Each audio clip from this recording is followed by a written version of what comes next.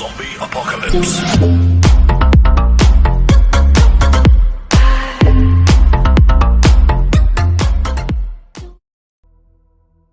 Всем привет, дорогие друзья, с вами Тониок. Сегодня у нас второй персонаж с Глумхейвена, гайд по второму из них, и второй стартовый, пустотелый. Первая была плетущая чары, наша магичка, сейчас у нас идет пустотелый. Чем? Давайте сразу же так. Плюсы, минусы и поехали сразу же по картам. Плюсы этого персонажа, как и здесь вот пишут, да. То есть он может танчить, он может хилить, он может дамажить как и в рейнже, так и в мили. У него есть деф, у него есть какой-то контроль, но он это делает, можно сказать, это с плюсов, но минусы. Это он все делает не самым лучшим образом. То есть, если брать чистого рейнджевика, он сильнее, чистого милишника он сильнее, чем пустотелый, или там чистого танка, или чистого убийцу какого-то милишного, он сильнее. То есть, это как бы на старт, это, как по мне, классный персонаж, потому что он умеет делать все, и умеет это все делать по чуть-чуть. Минусы это... Они больше приходят в лейт гейм, потому что дальше он становится слабее своих конкурентов, но, опять же, у него очень много карт способностей, 14. Это супер много. То есть, очень много ходов. 10 очков здоровья стартовых. То есть, он танковый. Среди танков, да, то есть, у нас есть среди танков, кого мы отмечаем. Здесь дикарь, пустотелый, да. То есть, здесь есть еще Хранящее Солнце и Берсерк. Как его можно среди танков расценить, да? То есть, он дамажит лучше, чем Хранящее Солнце, чем Дикарь, как по мне. Но хуже, чем Берсерк. Он танчит хуже всех. Плюс потому, но плюс у него есть подхил. Плюс у него есть подхил. Это хороший плюс, потому что можно подхилить и себя, и союзников.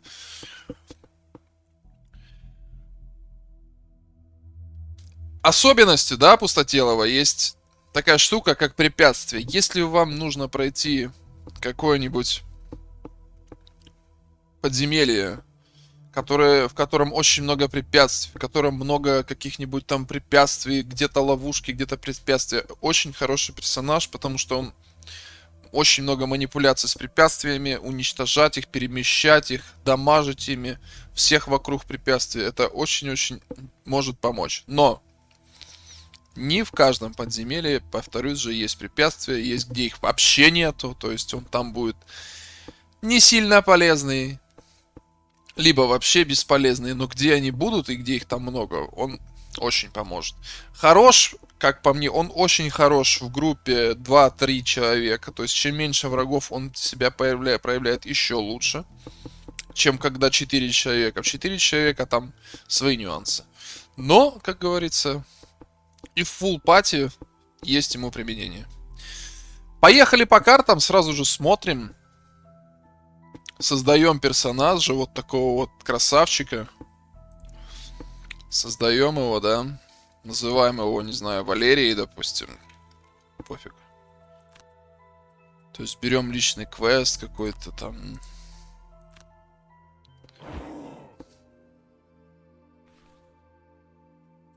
Вот мы его ставим, да.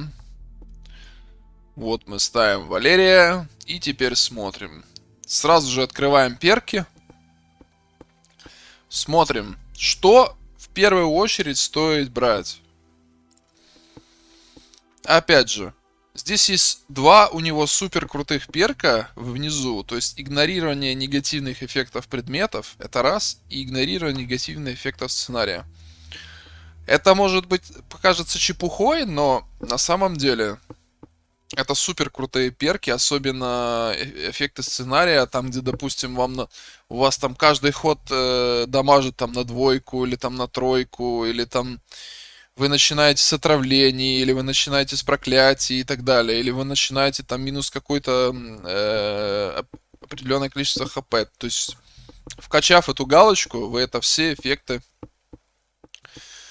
избавляетесь. Негативные эффекты предметов в основном идут от нагрудных доспехов, которые добавляют вам минус единички, модификаторы минус единички в атаку. И то есть вы можете одеть крутые доспехи ему, и все эти минус единички аннулируются. То есть у вас будут супер крутые доспехи без негативного эффекта. То есть это очень тоже круто. Обычно у персонажа один из этих перков, либо вообще их нету. То есть либо на предметы, либо на эффекты сценария. А здесь два. То есть супер универсальный пацан. Опять же, но, как по мне, рекомендую сначала минусы заменить на плюсы, а потом вот эти вот галочки. То есть что мы делаем? У нас первый уровень 150, мы, допустим, заменяем минус 1 на плюс 1. Вот у нас стартовый ростер карт. Стартовый ростер карт. Что мы тут берем? Что нам предлагают? Что нам предлагают, да? Ударный рефлекс, хорошая карта. Хорошая карта. То есть она внизу можно потанковать. Ответный удар на 6 ближних атак. Да, от урона она не защищает, но в ответку дает двойку. Что сильно. Что в принципе сильно. И верхняя атака 3. Можно грейдануть на 2, то есть максимум может быть 5 по двум целям. Либо можно будет в грейде добавить цель какую-то, либо дорисовать здесь какой-то квадратик. Выглядит интересно. Берем на первый уровень. Мертвая хватка. Опять же, если вы играете настольную версию, вы играете сам за себя, эта карта хорошая. То есть верхняя атака 3, паралич, поднимаете стихию земли и добыча. Это хорошая карта. Вот такие карты с добычей, их бы побольше. В основном с добычей какие-то не карты, а чепуха. Ну, потому что, как бы, да, считается, что ты берешь там сокровища и какие-то там еще дополнительные действия будут слишком имба. А эта карта, это, в принципе, карта имеет жизнь, можно брать. Лавина. Одноразовое действие, то есть можно атакнуть двоих целей на 5. Даже троих целей вон можно здесь дорисовать, да? Здесь дорисовать можно в улучшении. На 5 в теории. И создайте на пустых соседних с вами клетках 2 препятствия, которые... Это может где-то вам решить игру, но в основном, как бы, такое. То есть, если вам нужно огородиться, сделать проход тонким, да, шириной в одну клетку, если вот прям вам нужно это сделать, вы рассчитали эту стратегию, что сейчас я встаю, мурую 2 клетки, враги проходят только по одной линии, вы, допустим, встали, забаррикадировали проход, в проходе все милишники, и вас бьет только одна цель, супер, это, как бы, есть в этом смысл. Но, как говорится, ситуативная карта. Давайте следующую смотрим. Лечение 4, дальность 2, движение 2, все враги и союзники. Это хорошая карта. Почему? Я говорю, сразу ее беру. Здесь мы хилим на 4, поднимаем землю, дальность 2. Здесь мы двигаемся 2, можем снизу увеличить на единичку с помощью волшебницы. И также поднимаем землю. Плюс мы... Все враги и союзники получают по единице урона. В союзнике ничего страшного, но враги, которые под щитами, это чистый урон считается. Это не считается урон в какой-то щит или куда-нибудь еще. То есть он идет вне щита, то есть это чистая 1 единица урона. То есть он идет как рана. Сильная штука. На начальных стадиях игры очень поможет. Громадный валун. Все враги и союзники на соседних целях клетках получают по одному урону. Также супер карта. Еще снизу движение 4 можно грейдануть. Сверху также можно грейдануть на дальности, на атаку, либо еще на какую-то стихию, на что угодно. И эффект тоже крутой. Поднимаете землю. Все цели вокруг той, в которую вы стреляете, получают по единице урона. То есть, может быть, 6 целей, шестиугольник, 6 целей получить по единице урона. Это сильно, это очень мощно. Поднимаете землю. Как уже можете понять, что завязан этот товарищ в основном на земле.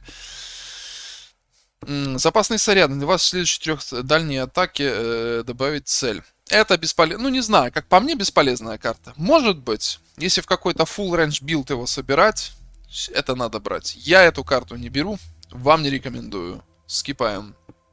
Каменный туннель. Уничтожьте одно препятствие на соседней клетке. Движение 5, прыжок, паралич. Цели все враги, через которых вы переместились. Интересная карта. Много движения, прыжок и паралич. То есть она очень может помочь. Пока что скипнем. Пока что. У нас здесь 11 карт. 11 карт. А то я сказал 14. 11 карт мы снаряжаем. То есть пока что скипаем. Дойдем до других. Но мне кажется, мы ее возьмем все равно. И уничтожить препятствия иногда тоже нужно, чтобы проход освободить. И паралич всех. С ботинками плюс 2. Это может быть движение 7. Много. Но пока скипнем. Здесь. Эта карта берется. Почему?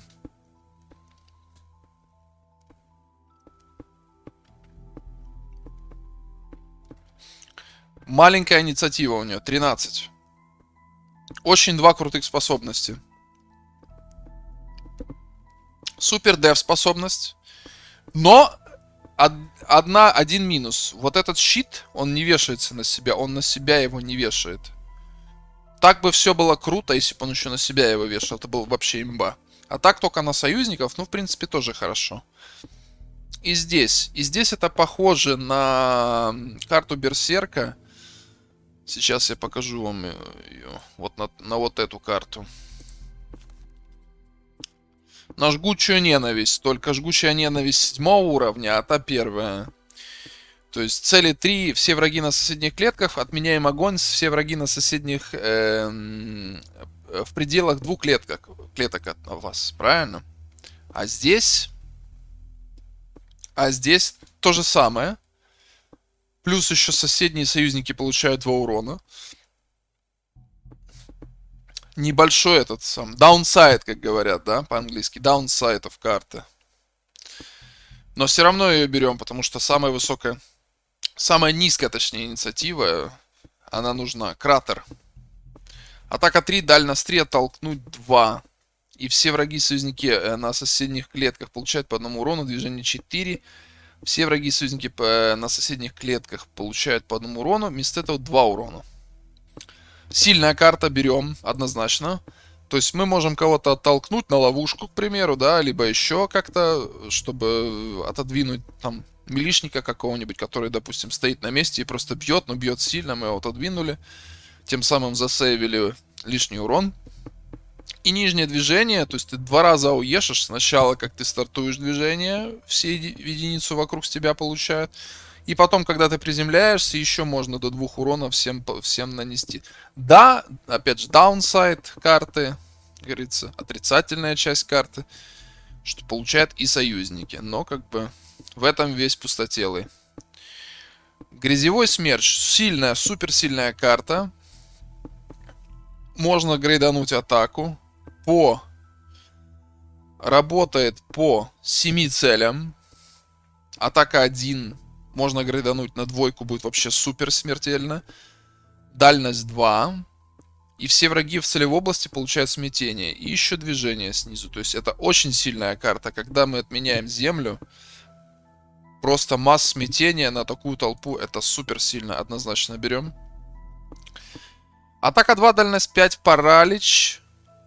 Лечение. То есть за неимением лучшего, как мне кажется, мы эту карту берем. Потому что, опять же, можно на большое расстояние ударить, кого-то добить. Можно даже с паралич на кого-то наложить. И можно кого-то подхилить. Почему нет? Дальше.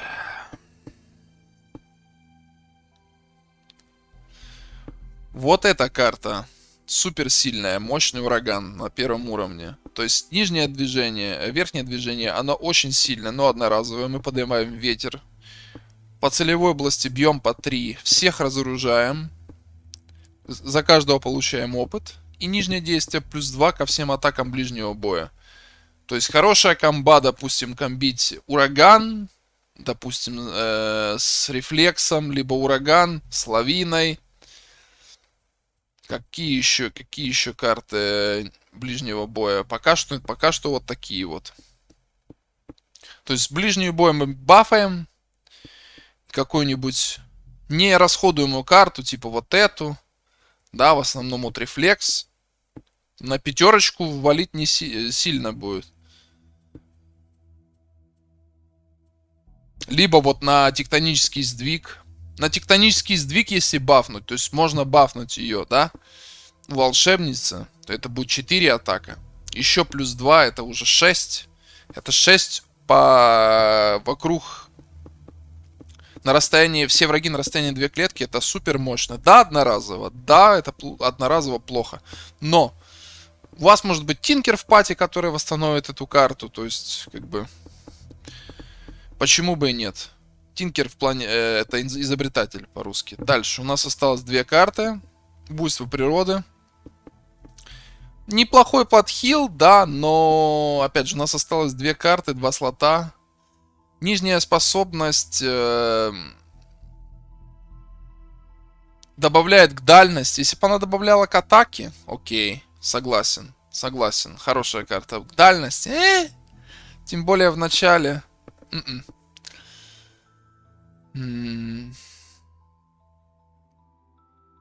А вот это, кстати, поначалу можно взять, толкнуть.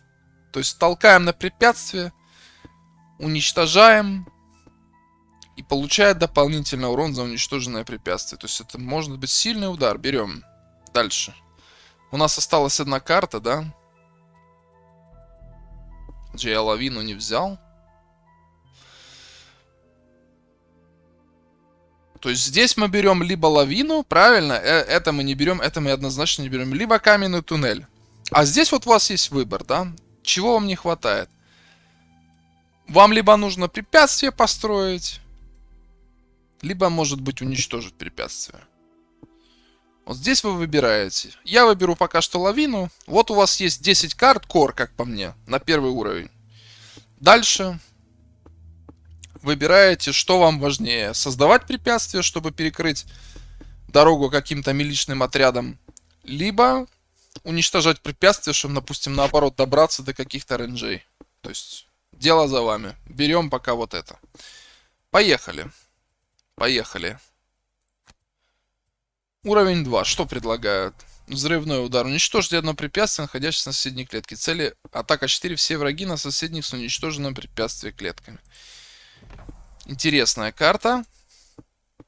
И осознанный рост. Осознанный рост неплохая карта. Я ее брал себе. То есть мы бьем по целевой области. Атака 2, дальность 3. И мы еще хилим эту целевую область. То есть мы можем подхилить как наших там танков, еще каких-то ребят там, питомцев, которые с нами сражаются. Ну, и нижнее действие тоже. То есть мы двигаемся, мы хилим всех союзников вокруг себя. И мы бьем всех врагов вокруг себя. То есть универсальная карта. Здесь как бы слишком ситуативная, опять же, с препятствием. Поэтому выбираю осознанный рост. И ставлю ее, допустим, вместо, давайте, лавины пока что. Дальше. С перками разберемся потом. Уровень 3 карта. Проход свободен. Опять же, передвигаете одно препятствие, находящееся на соседней клетке, состоящей из одной клетки, на пустую. То есть, пустотелые 2 билда, как по мне. То есть, такой универсал, либо на уничтожение, манипуляция с препятствиями. Если вам нужно если у вас какое-то затруднение и где есть сценарием, и где есть очень много препятствий, вы просто берете пустотелого, билдите его под фулл препятствия, там уничтожение, двигание, толкание этих препятствий и так далее, создавание, И тогда разваливаете. Я пока что покажу вот универсал билд. Показываю, как я бы качал его. И сила земли, да. Ну, как говорит доктор Попов, сила земли, она и в Африке сила земли, поэтому без промедления берем. Сколько здесь можно атакнуть? На 8, если еще добавить на 10. Ну, на 10 разочек я бы атакнул бы. Плюс можно подвигаться на 2, даже на 3. И ответный удар сделать даже на 2. И за это еще опыт получить. То есть, по заветам доктора Попова берем силу земли, как бы без проблем. Без проблем. И ставим ее вместо чего? Допустим, вместо мертвой хватки ставим силу земли. Почему бы и нет? Дальше. Уровень 4. Камнепад. Создайте 3 препятствия. Опять же, тут все на препятствия. В пределах дальности 4. Все враги и союзники на клетках соседних хотя бы с одним созданных препятствий получают по 2.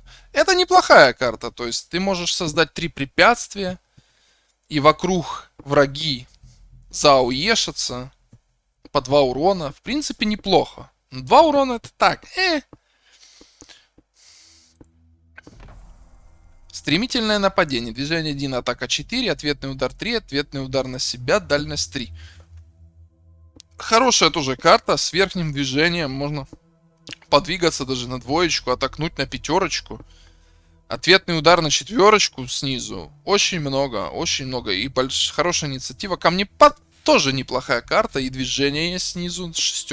Да, оно должно быть по прямой, но оно есть. Заслуживает внимания камнепад. Но берем, как говорится, что берем. И ставим ее вместо чего, допустим? Вместо отбрасывающего удара, как по мне. Дальше. Постоянно перекладываю. Превращение в камень. Убейте одного обычного врага, находящегося в пределах дальности 4. Создайте на клетке, на которой был убит этот враг, препятствие с одной клетки. Опять же, все по препятствиям. Хорошее нижнее движение. 3. Паралич все враги вокруг. Но вот эта карта, которую я беру, она намного круче. Почему? Потому что у нас мы можем подобавить еще по здесь клетки. И здесь, и здесь. У волшебницы опять стоит недешево.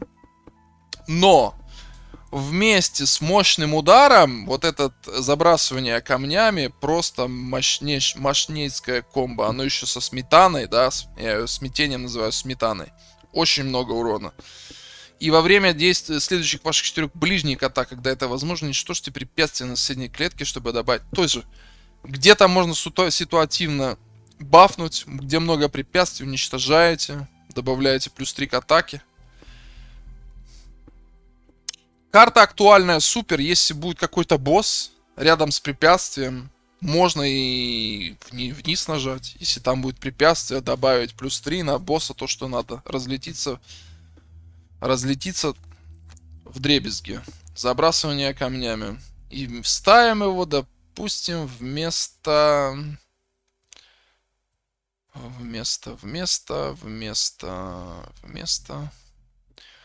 наверное, даже ударного рефлекса. Пробуем. Дальше. Уровень 6. Яма. Создайте одну повреждающую ловушку 2 урона с эффектом оглушения на соседней пустой клетке. Сметана. Все враги на соседних клетках. Ну, такое. Невидимость. Ну, для пустотелого невидимость это так какая-то непонятная история. Мы обычно им танчим. А вот катаклизм 4, может быть 6. Все враги и союзники в целой области получают паралич. Очень большое движение. Вот катаклизм это прям серьезная история. Поэтому сразу понимаете, берем катаклизм. Катаклизм мы берем. И поставим ее, наверное, вместо какой-то рейндж способности. Что-то типа вместо паралича вот такого вот, да. То есть у нас здесь паралич, там паралич, но мы переключаемся больше в милишника, да.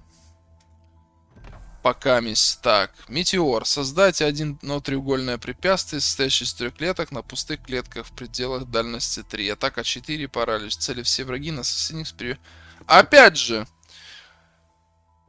Очень ситуативная карта. Вы создаете треугольник, и вам нужно это сделать таким образом.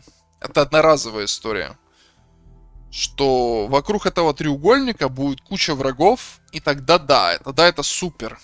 Тогда атака 4 это много, может быть даже атака 5, это будет очень много. Но прикиньте, как должно сложиться, либо как вы должны скооперировать свои действия, чтобы эту карту реализовать. Ну, мне кажется, сложновато. Движение 4, прыжок хорошо. Резкий толчок. За каждую клетку, через которую вы не можете оттолкнуть цели из-за стены или преграды, цель получает 2 урона, вы получаете опыт. В этом раунде добавляйте плюс ко всем вашим дальним атакам. Сильная карта. Здесь наша задача здесь так стоять, чтобы противник был у стены. Как только мы бьем в стену, мы его толкаем. Да, мы его толкнуть не можем. И если мы не можем его толкнуть 2 раза, мы получаем... Сколько он получит? Плюс 4 урона. Это уже 7. С апгрейдом 8. Это много. А еще с толчком 3... Это уже 10. Это одноразовая. И это не сгораемая атака. Это супер мощный удар. Ставим резкий толчок, как по мне. И нижняя карта добавлять плюс 2, плюс 1 к дальним атакам. Почему бы и нет? Нам надо менять мили-атаку какую-то, да? Какую нам мили-атаку менять? Эту нет. Нам какую-то мили-атаку нужно менять. Даже, наверное, силу земли... Скорее всего, придется поменять. Силу земли даже, наверное, придется поменять, потому что это одноразовая история. Покамись. Если вам нужно больше мили атак, меняйте рейндж, то есть вот эти вот спелы. Допустим, вот это убрали и поставили, и это тоже. То есть тут уже смотрите сами. Универсальный товарищ, он может быть как в мили, так и в рейнже. Что вам больше нужно? Этим он хорош. Этим он и плох, я же говорю, и он этим хорош, потому что он может и то, и другое, но может это не по максимуму. Следующий уровень. 8 уровень, каменный завал. Уничтожьте все препятствия в пределах дальности 2, в пределах дальности 3, окей. Удвоенное количество клеток, которые занимали уничтоженные препятствия. То есть, это местный Армагеддон получается, правильно?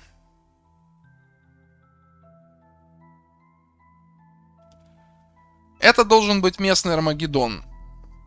Как я правильно понимаю. То есть, в пределах дальности 3 мы уничтожаем любые препятствия. И в пределах дальности 3 все враги получают урон в зависимости от того, сколько клеток занимали эти препятствия, умноженное на 2. То есть это может быть как и нифига урона, как может быть и очень много урона. Но, опять же, в радиусе 3, если препятствия большие, то и они клетки занимают. Соответствующие там 2-3 клетки. Поэтому врагов в таком случае в вашем радиусе, да, 3. Не особо-то много и будет. Поэтому тоже как бы здесь надо внимательно.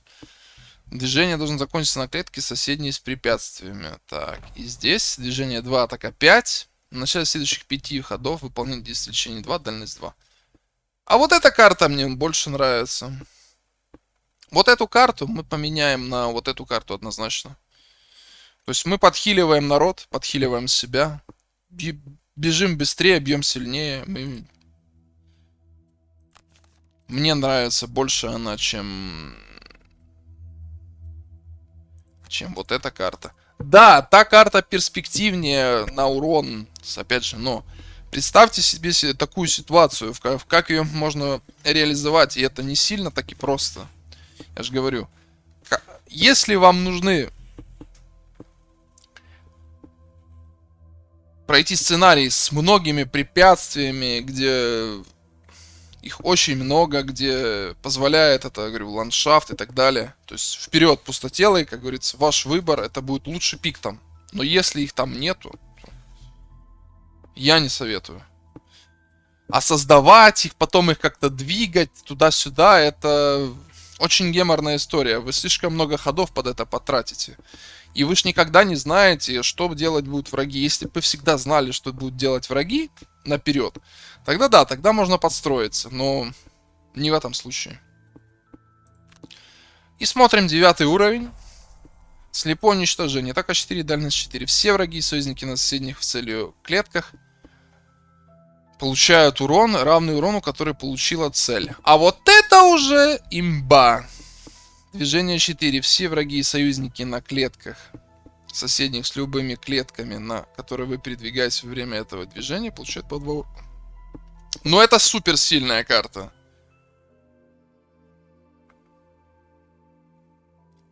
То есть, вот это в толпу дать.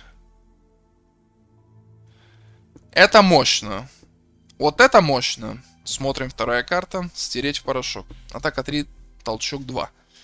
Все враги на соседних клетках. Вы можете отталкивать цель на клетке с препятствием, которым при этом уничтожается. Ага. Опять же. Атака 2, цели все враги на соседних движок. Ну, типа, сильное нижнее свойство, если бы оно было не одноразовое, я бы эту карту брал бы. Ради только вот этого свойства. Здесь, опять же, очень ситуативно все. Если бы это была не одноразовая карта, это было бы супер сильно, да? То есть мы бьем, двигаемся, еще раз бьем. Мы можем бить, пропускать движение, снова бить. Считай, 5 по всем. Очень много. Но как если это одноразовое, ну такое. А вот слепое уничтожение мне нравится больше, и поэтому мы берем его вместо валуна. Хотя бы. Вот такой у нас товарищ, то есть разные есть билды, я же говорю. Если вы хотите уничтожать препятствия, морочить себе голову, вы берете билд, все на препятствия, абсолютно все. Все те карты, там, которые на препятствия, они хорошие, но только при их наличии. Если их нету, или их очень мало, не рекомендую. То есть вот такой какой-то overall, all-around, так сказать, билд. И вашим, и нашим, и подхилить, и в рейнже, и в мили, и потанчить, и так далее. То есть он будет жирный, вы оденете ему. Переходим к торговцу, да? Нет, переходим к перкам. Вот мы набрали 9 уровень, мы заменили минуса, да? Давайте поставим вот эти вот негативные эффекты. Добавили 1 минус 2, но добавили 2 плюс 2. Ну, такое, конечно, не самое лучшее, но не самое хуже. Добавили сметану, да, добавили плюс 1 паралич. Добавили земельку обязательно. Вот такой вот. Или можно вместо одной земли, можно вот это убрать, снять 4 нуля. Наверное, снять 4 нуля лучше будет, чем добавить 2 земли. Потом. Да, снять 4 нуля и одну землю добавить. И переходим к торговцу, да. То есть у нас нету негативных эффектов от... Что я имею в виду? Вот эти латы, да, но это самые крутые латы, которые открываются в самом конце. То есть они стоят много. То есть вы берете поначалу вот кольчуга у вас, которая добавляет 3 минус единички. 3. Это очень много. Вы ее просто берете и ставите, и у вас закрываетесь от следующих 3 атак на щит плюс 1. И она обновляемая карта. Берете шлем. Поначалу можете от крита закрыться вот железным шлемом. Можете, но очки орлиного взора нет. Можете как чуть попозже открыть тяжелый шлем. Опять же, здесь минуса. Здесь минуса, но вы будете иммунитет к оглушению и смятению. Можете... Где этот амулет? Защитный амулет. Это тоже открывается потом.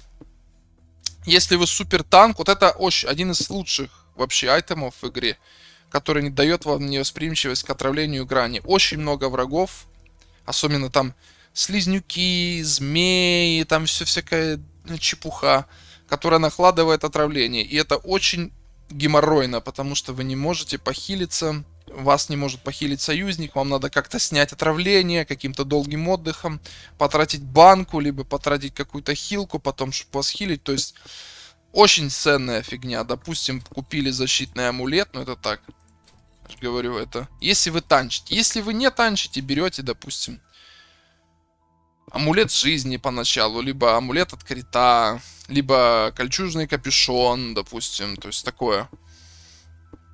Либо тяжелый шлем. Сколько у нас? 80 золота осталось, да? Какие-нибудь сапоги обязательно. Большого шага приветствуется +2. +4, где +3? Стоп. Вот +3. Вот такие сапоги взяли. Потому что у нас уже все открыты. Тут вместо +3 поставили для начала хотя бы +2. Здесь пока ничего не обязательно. Из оружия какую-нибудь банку на хп, да. Какую-нибудь банку на хп взяли, чтобы хилиться, потому что вы типа танк, да. И банку на выносливость. Вот малая земля выносливости взяли. К примеру, вот так вот. Можете еще взять малое зелье силы. Не помешает вам. На первом уровне у вас будет 2 слота. То есть вам желательно взять либо малое зелье лечения и малое зелье выносливости. Силу не обязательно. Если вы все разобрали уже айтемы, там, то, допустим, можете силу, выносливость, либо лечение, выносливость. То есть так, выбор за вами. Что вам больше нужно? Больше дамажит зелье силы.